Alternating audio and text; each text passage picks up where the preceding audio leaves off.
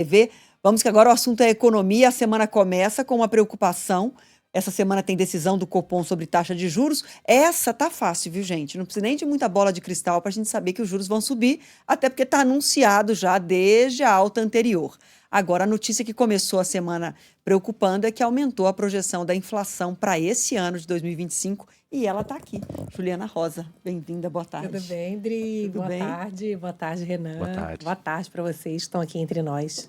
E é uma subida significativa na expectativa de inflação, hein, Ju? Pois é, ele vai entrar agora, Gabriel Galípolo, presidente do Banco Central, com um desafio de poder domar a inflação com um juro já muito alto, né? O que aconteceu hoje foi que o Banco Central divulga toda segunda-feira aquela pesquisa com os economistas e mostrou essa pesquisa uma previsão bem mais forte de inflação de uma semana para outra. A previsão para a inflação oficial do país aumentou, agora está em 5,5%. A meta de inflação do governo permite uma inflação de até 4,5%.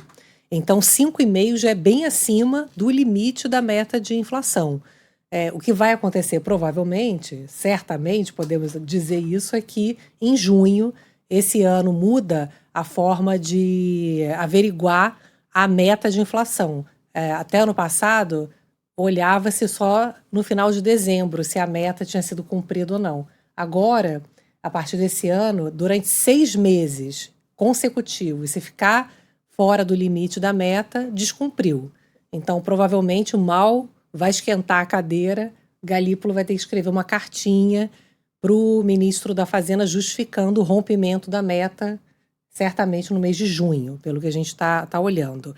A previsão de inflação faz com que o Banco Central, provavelmente, certamente, já avisou, vai subir o juro. A gente não sabe se vai ser só o que já foi avisado. O Banco Central avisou, até para evitar desconfianças nessa mudança de comando do Banco Central.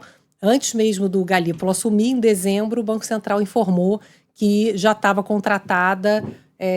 contratados 2 aumentos de juros, agora em janeiro e em março também. Portanto, no mesmo ritmo, de 1 ponto percentual. Então, o Banco Central já avisou. E todo mundo está esperando isso, a não ser que eles subam mais. Mas a expectativa é que pelo menos 1 ponto percentual de aumento de juros aconteça nessa reunião dessa semana. E começa amanhã. Quarta-feira sai a decisão, juros saindo de 12,25 para 13,25. Na reunião seguinte, aumentaria para 14,25. A grande dúvida é se ele vai dar alguma sinalização, se para por aí, se pode subir, porque as previsões estão apontando que o juro pode ir até 15%. 16%, tem previsão apontando 16%. É uma pancada de juro que, obviamente, dificulta muito o crescimento econômico. As empresas, principalmente pequenas, estão muito preocupadas. Como é que se financia, se você consegue crédito com um juro tão caro assim? Então, a expectativa é que isso jogue a economia para baixo, dificulte o pagamento das dívidas. E o que preocupa, Adri, Renan, é que é uma inflação, como a gente tem conversado, que não é só de alimento. É uma inflação que está pesada de forma espalhada. Então, as pessoas estão sentindo, obviamente, sua perda no poder de compra. Tá com o mesmo salário, você não compra mais as mesmas coisas de uma maneira ampla. Os números de inflação mostram o alimento mais caro, por conta de problemas de safra, teve problema climático ano passado, esse ano a expectativa é que seja melhor, mas é uma economia que está muito aquecida e com isso os serviços em geral estão mais caros, aluguel, serviços que você contrata para o seu dia a dia, lavar roupa, né, lavanderia, conserto e tal, e a parte de produtos da indústria também ligados à alta do dólar. Então, toda essa discussão do que o governo pode fazer, uma coisa que é fundamental é o governo tirar um pouco a lenha do crescimento econômico. Muita gente fala, poxa, mas então quer resolver a questão fazendo a economia crescer menos? É melhor do que colocar a carroça na frente dos bois e aí começa a gerar muita inflação, as pessoas começam a perder o poder de compra e a economia vai cair de qualquer maneira, e penalizando principalmente os mais pobres, né, que é puxar a economia para baixo via piora da inflação. Então, o governo tem que segurar um pouco o gasto, tanto para estimular menos o crescimento econômico, quanto para entregar um equilíbrio melhor das contas públicas. Então, isso vai ajudar a acalmar um pouco os ânimos, o próprio ritmo de crescimento econômico dar uma desacelerada e o próprio dólar também baixar um pouco com essa mensagem de maior equilíbrio do gasto público. É isso que o governo pode fazer de fato, de uma forma mais contundente, para ajudar a baixar a inflação e, quem sabe, os juros não terem que subir tanto esse ano. Até que muitos analistas dizem que o gasto público, o descontrole, a aceleração no gasto público também está na origem dessa inflação, porque ele gera toda uma desconfiança em relação ao governo, enfim, que é o que a gente está vendo. Expectativa pode não ser realidade, pode ser pior ou pode ser um pouquinho melhor.